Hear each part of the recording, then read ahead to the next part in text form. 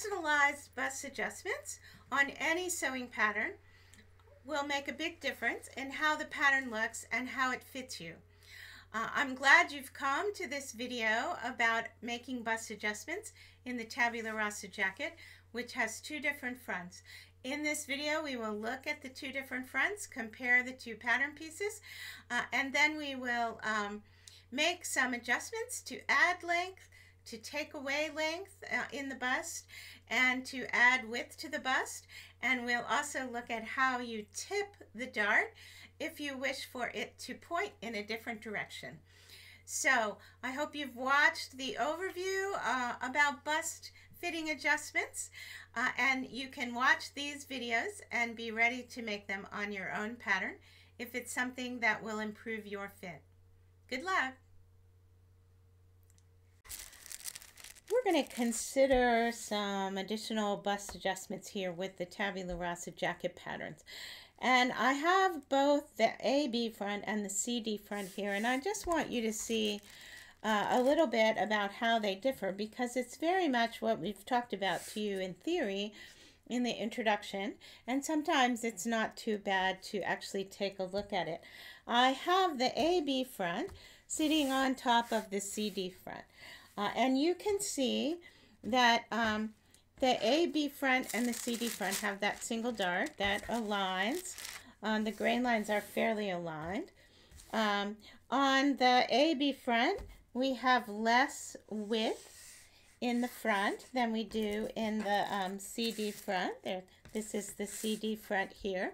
So that's that bust width we talked about. And here you see it here peeking out where the second dart is. That's more bust width if you need it. So we have several ways that the width is built into there. And then as you see coming up, the shoulder line is almost an inch higher because we've added that second dart in to add enough for someone who is a little bit more full busted. Now because of that, this is a helpful way to start in either the AB or the CD. But there are plenty of people who fall in between these lines, and so we're going to look at a couple ways to alter and adjust, if you need to make this pattern work better for you, depending on which one you are using and how you want to use it. And so let's look first at decreasing the one of the darts here in the the double darted front, and I'm going to have to move this so I can show you.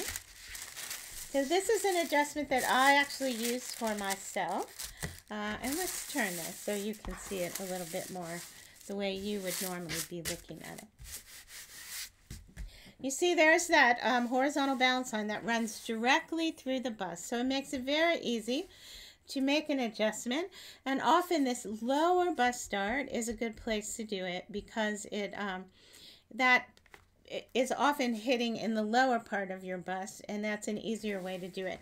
I take a tiny little bit out of this and I do it with a fold, and I fold this here, and then I just rock this really almost about 1/16 of an inch. So I don't need a lot less bust than is in here, but I need a little bit less bust than is in here. And that I would tape that down and redraw the lower dart leg, and then I would have one smaller dart and one a little bit larger dart, and the width that's here is really actually very good for me. But you'll figure out what works best for you as you are doing this. If you wanted to add additional bust width, as well as, so let's say you're a little bit larger and you want to add a little bit more to one of the darts, and so let's do that. Let's draw a line through this dart and add a little bit of extra into it. I'm trying to find my little straight ruler. Here it is. And we're going to draw it actually parallel to the one that is down below it. So basically just creating another horizontal balance line that will help you to make the adjustment, okay? And so here we are. And when you are doing this, adding into the bust, you will cut along this whole line. So this is not a slash and spread. We are completely slashing and spreading, but it's not hinged anywhere. And that just makes it sort of one step more complicated to do the adjustment. I have a piece of paper here, and we're going to lay it in. And you remember when we're taping in, we always tape one side first, and that's particularly helpful when you've completely cut across the pattern, because that way you can extend the grain line and then align the pattern perfectly, okay? Which you can't always do by sight in these bust line areas. So we're going to align, this is the large. We're going to use this large grain line. We're going to run it down here, just extend it a little bit. So we can then take this and move it here. And let's say that that hem was uneven enough that it looked like we needed to add, let's say, a 1/4 inch. And so we're going to mark that 1/4 inch here on our new little red line. Okay. Doesn't always take a big adjustment in the bust. And then we're going to come here and line this up. And then we're going to tape that down. So you can see that's kind of tricky. And if you want to double check, you can even, we know that we're at the right place here at the grain line. And that is a 1/4 interiorly. And that is a 1/4 interiorly. I'm not always right, but this has worked out well today. So then we're going to tape down this second side. Okay.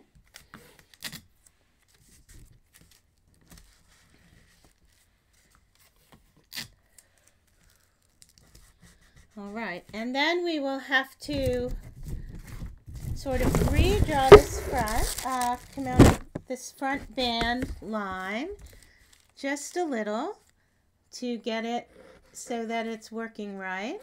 Okay, and then we're going to make the dart. We have to redraw the dart legs, and generally I position the dart point right there where it was before, only in the center. And we know that the dart legs for this dart in the large are going to be right here and here, the ones that are hitting the line and the farthest out. And so we're going to align that new dot with the end of the dart leg that we already had. And we're going to do this in red because we won't see it otherwise, will we? So we're going to add that new dart, draw that new dart in. Okay. Now you generally would not be adding in and taking out. I have shown you how to take out, but you don't need to do that when you need more. You generally don't need to do that. And then you would actually just do this, and you might decide to true that dart if you had made it a whole lot bigger. This one is probably fine, but we will fold it in anyway. Now, if you felt like you also needed a little bit of width, and we didn't quite do this perfectly, but let's add this here. So I'll show you. I showed how to do this on the opus, but we'll show it here too. If your width is also not quite wide enough so that the jacket closes or hangs nicely on the front of the body, then you're going to add here, let's say we're going to add a 1/4 inch here also, and I'll measure those because that's a good exercise. 1/4, and we'll add it through the whole bust area. 1/4, 1/4, 1/4. Okay. Okay. And then this is very hard to do with the curved ruler. and they're pretty small lines, so I would actually probably just do these freehand unless you feel like you want to put the curved ruler there. We don't really have quite these curves. If you have a different set of curved ruler, you could use it. But now we're going to use that curved ruler as we blend this new line into the body. And you need to do it so that it's not there's not a stark change. It needs to look like it belongs. The bust is, you know, sort of an area that needs to be accommodated, and it's not, you don't come out and do it. You have to move in and out of the garment. So here we have added the width. We're going to have to add that dart down in, and we don't want it to be a whole lot larger. So we're going to just sort of do that here, since we decided to do that at the 11th hour. And the same with this. We're going to just put this dart leg, finish this dart leg here. Okay. And then we will go ahead and true those and make sure they're right. And when you true a dart, you create it, you fold it on its into the pattern. Okay. It helps if you have a dot. You have a pin, and I don't know that I have one right here next to me. But we will do this as best we can without a pin. So here we are folding in those two darts, and now we're going to just trim along to trim out the extra that we have there.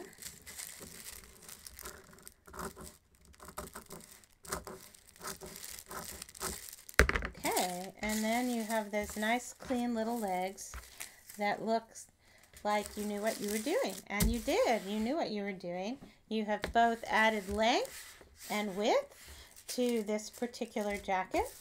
You wouldn't necessarily add front width unless when you have the jacket on, it is tipping towards the middle, which it doesn't usually do, or it just won't close. So I would say generally you're adding your width here to the side where the dart is, making it a little bit more generous in the process of doing it. Now I want to show you one more thing, and that is how to tip a dart, and also how to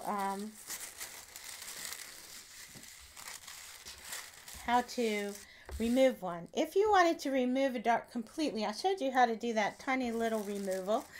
If you have just a little bit too much extra in the bust line. But if you need to remove the whole thing, as I showed this on the Opus one that we were working on, you have the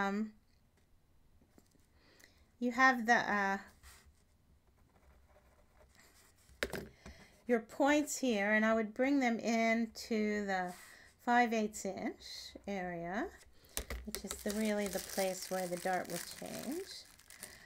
And you're going to bring those together with that crease on the horizontal balance line, and then you're just going to completely close it up and take it out all the way across. We are reducing that bust length so that you don't have that extra that's been added into the pattern in order to give space for the bust to sit in. We would completely remove it like this. Tape this closed, and now you could make the jacket without having any bust dart in it at all. You need to be really without bust or with very, very tiny bust to do that. In a jacket, it's very helpful to have a little dart. This is not a very large dart. Now, if when you make this jacket, and we find definitely many people in the smaller sizes might decide they want to do this, we use this straight dart because we love the way it looks symmetrical to the side panel, which just comes right here with the seam between the side panel and the sleeve. But if your bust is a little bit higher and this feels like it's a little too low for you. If it's just a little too low, you can actually just move it up and tip it up so that it is pointed in the way that a classic dart is pointed. And so you would, again, you would create your new bust point above, and this one is approximately a ½ inch above where it's originally.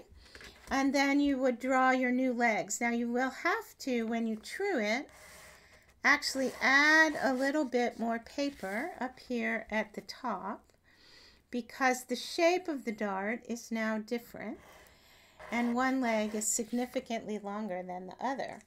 So let's just put a tiny little bit of paper in here, so when we true the dart we have what we need to accommodate it.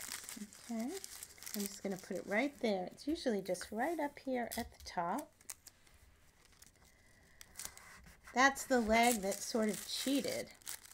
So if we come here and we create the new tilted dart, okay, and we pull it together, it's going to be together here on the same line at the beginning. So it's going to sit like that. Okay, so here is the edge of the jacket it has to line up to. So we're going to then create a new line that gives us enough space in there. And then we're going to just trim it off. And then there is your true dart. And it just looks a little different because it's angled a little bit differently. But this way you know you have enough in the seam. When you sew it, if you need to let it out, it will all be there accordingly. Okay, so we've tipped the dart. We've completely removed the dart. Or we talked about how you would do it. You fold and tape it out. We have added bust leg, and you can do this into both darts if you need to. And we've added bust width in the larger pattern piece, the CD front. So I hope that this has been helpful. These are classic adjustments. If you want to physically move the dart, we have that in the common fitting adjustments, and I would suggest that you follow those directions, and they're drawn in there so you can see exactly what you need to do so that you get the bust, the amount of space in your jacket that your bust will sit nicely and feel like it's just a natural part of your body, which it is, but not all garments can accommodate it the way a well-fitted Fit for Art pattern can.